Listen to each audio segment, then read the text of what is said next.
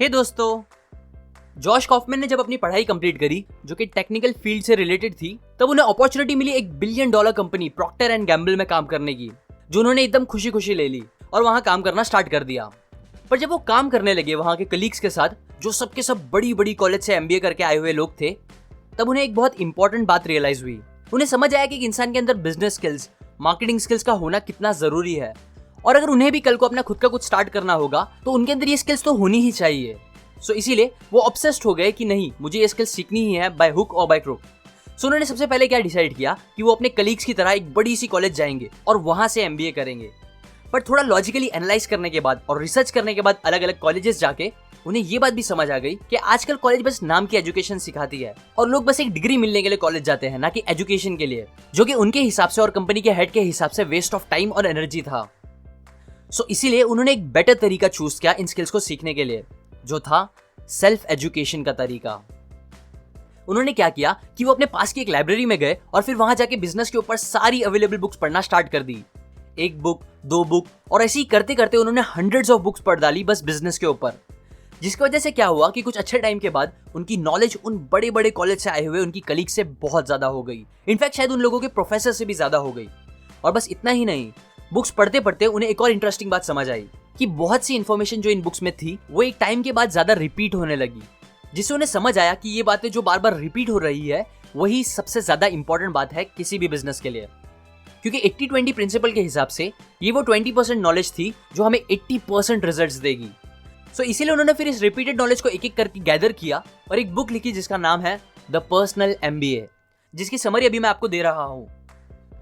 अगर आपको नहीं पता तो बता दूं, जॉश कॉफमैन एक बहुत ही इंटरेस्टिंग ऑथर है जिन्होंने एक और फेमस बुक लिखी है द फर्स्ट 20 आवर्स नाम की, जिसमें उन्होंने हमें सिखाया है कि कैसे हम कोई भी न्यू चीज, फिर चाहे वो गिटार हो, प्रोग्रामिंग हो, सर्फिंग हो या कोई लैंग्वेज हो, उसे हम बस अपनी लाइफ के 20 घंटे लगा के सीख सकते हैं। जो एग्जैक्टली हम कैसे कर सकते हैं ये मैंने ऑलरेडी इस बुक की समरी देके अपने एक वीडियो में बताया है, जिसके लिंक मैंने ऊपर आते आई बटन और डिस्क्रिप्शन में दी है। अब वापस आते हैं आज की बुक पे। हंड्रेड्स ऑफ अलग अलग बुक्स पढ़ने के बाद जॉश को जो रिपीटेड पैटर्न दिखे और जो बातें सीखने मिली, उसे जॉश ने 5 मेंटल फ्रेमवर्क में डिवाइड करके इस बुक में बताया है, जिनमें से पहला फ्रेमवर्क है वैल्यू क्रिएशन, दूसरा मार्केटिंग, तीसरा सेल्स, चौथा वैल्यू डिलीवरी और 5वां फाइनेंस। जॉश बोलते हैं कि अगर इनमें से एक भी पार्ट मिसिंग होगा किसी बिजनेस में तो फिर वो बिजनेस ही नहीं होगा। क्योंकि जिस बिजनेस में वैल्यू क्रिएट नहीं होती उसे हॉबी बोलेंगे, जिस बिजनेस में प्रॉपर मार्केटिंग नहीं होगी वो फ्लॉप होगा, जिस बिजनेस में उस वैल्यू की सेल नहीं होगी उसे नॉन प्रॉफिट बोलेंगे, बिजनेस जिसमें लोगों को प्रॉमिस की हुई चीज अच्छे से नहीं मिलेगी वो स्कैम होगा, और फाइनली जिस बिजनेस में पैसे ही नहीं बनेंगे वो और कुछ नहीं बस बंद होगा।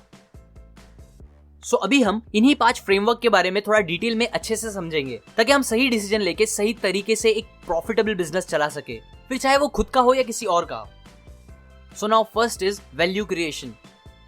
इस पार्ट में अच्छा रहने के लिए हमें हमेशा अपने आप से ये क्वेश्चन पूछना चाहिए कि क्या हमारा प्रोडक्ट या सर्विस सच में दूसरों को अच्छी वैल्यू क्रिएट करके दे रहा है कि नहीं।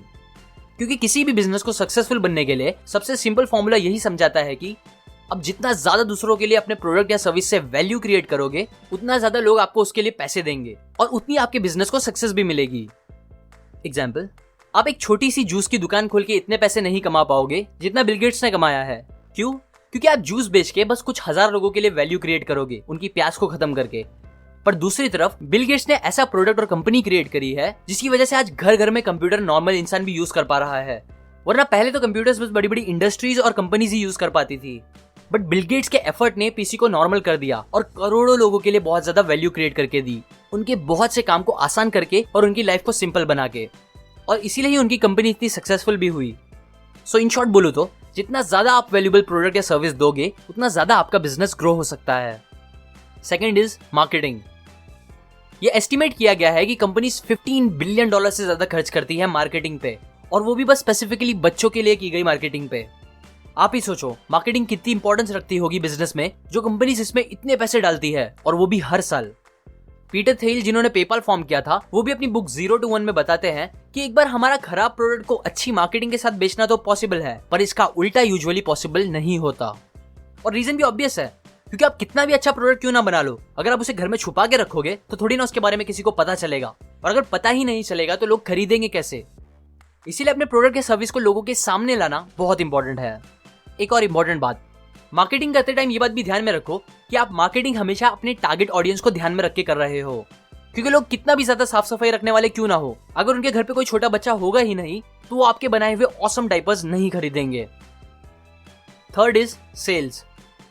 मार्केटिंग के बाद जो पार्ट आता है वो होता है सेल्स का, और इस पार्ट में हमें ये चीज याद रखनी है कि लोग तब तक हमसे कुछ नहीं खरीदेंगे जब तक उन्हें हम पर ट्रस्ट और बिलीव नहीं होगा।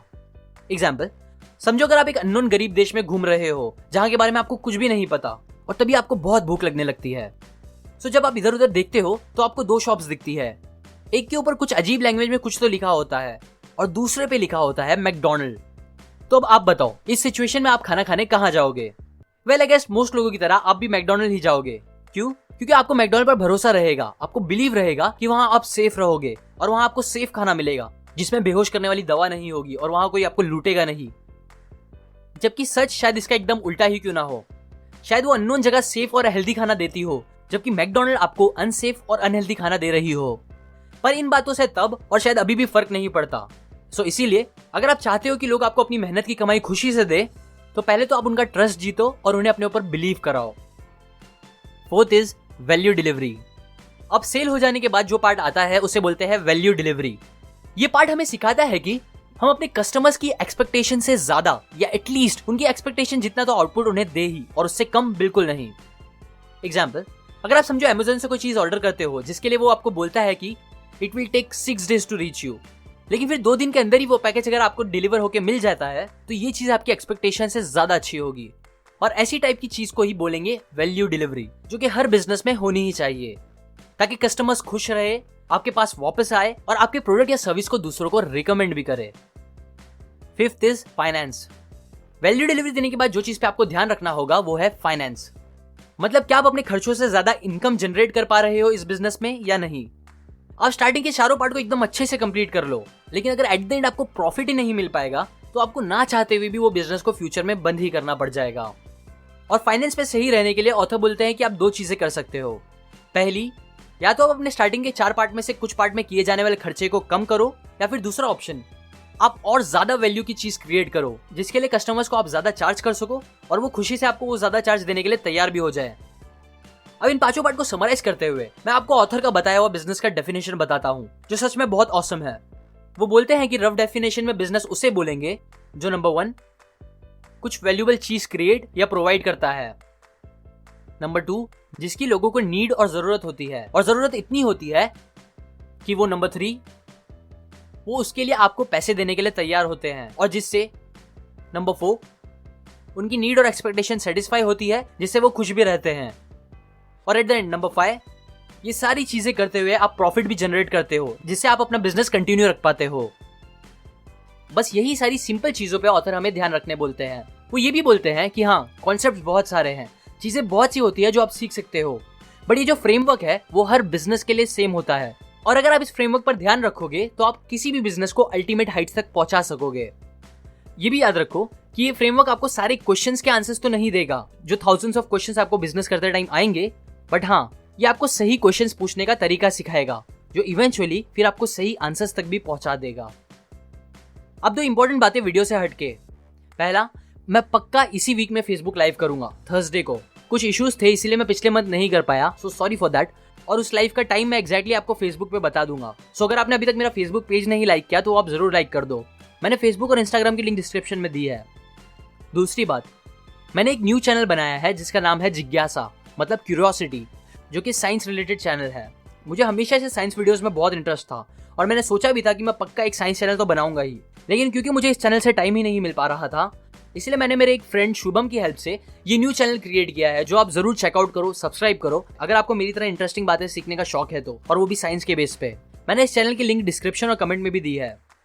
अब अगेन बुक की बात करूँ तो ये बातें मैंने आपको the personal MBA by Josh Kaufman इस बुक से बताई है। अगर आपको बिजनेस करने में जरा भी इंटरेस्ट है या आपको अपनी बिजनेस स्किल्स को अच्छा करना है तो ये बुक आप जरूर पढ़ो। मैंने लिंक डिस्क्रिप्शन में दी है जहां से आप जाके ये बुक खरीद सकते हो।